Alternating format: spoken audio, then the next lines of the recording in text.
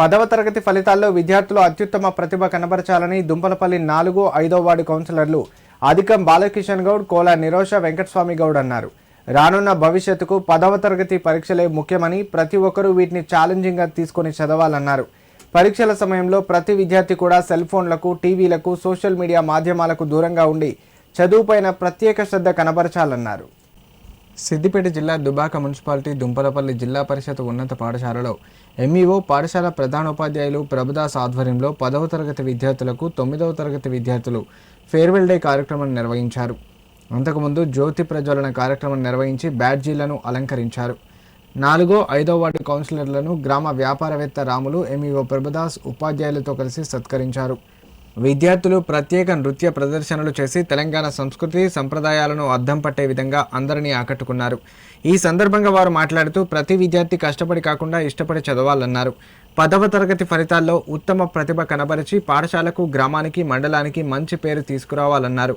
భవిష్యత్తులో ప్రతి విద్యార్థి ఒక మంచి ఉన్నత స్థానంలో ఉండాలని ఆకాంక్షించారు. ఈ కార్యక్రమంలో పాఠశాల ఉపాధ్యాయుల బృందం, 10, 9వ తరగతి విద్యార్థులు పలువురు పాల్గొన్నారు.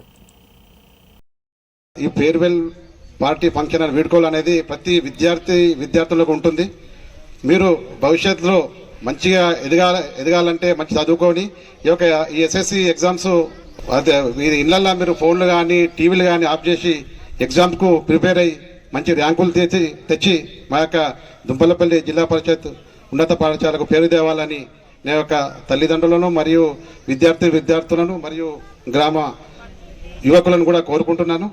మరియు ఇటు అవకాశం ఇచ్చిన పాఠశాల బృందానికి అభినందనలు తెలుపుతాను. నేను కూడా 83, 84లో 7th వరకే ఉండేప్పుడు అది ప్రైమరీ స్కూల్ ఉండేప్పుడు తర్వాత మేము పెద్దగుండేకి పోయిన తర్వాత ఏమైందంటే ఒక క్రమేణా నేను రాజకీయాలకు వచ్చాను, కానీ మీరు అట్లా రాకుండా ఐపీఎస్ ఆఫీసర్లు మీ దుంపలపల్లి మన పాఠశాల పేరు నిలబెట్టాలని నేను సగర్వంగా కోరుతున్నాను. మేము పోయి అది నాకు ఎందుకు దురదృష్టమో మరి అదృష్టమో నేను రెండు అనుకుంటా.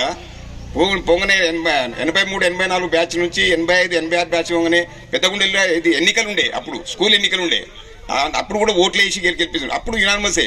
85, 86లో కూడా యునానిమసే. 87, 88లో కూడా నేను హై స్కూల్ యునానిమస్ గా నేను కంటిన్యూ చేసిర్రు. అదే స్ఫూర్తితోటి ఇప్పుడు ఈ రాజకీయాలు రావడం జరిగిందేమో నేను ఇప్పుడు ఊహిస్తున్నా.